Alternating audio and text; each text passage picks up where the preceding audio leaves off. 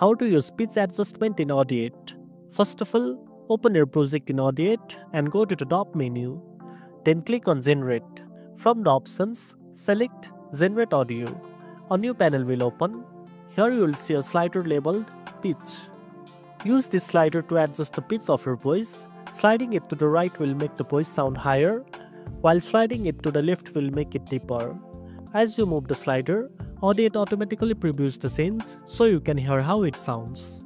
Take your time to find the pitch that sounds natural and fits the tone of your content.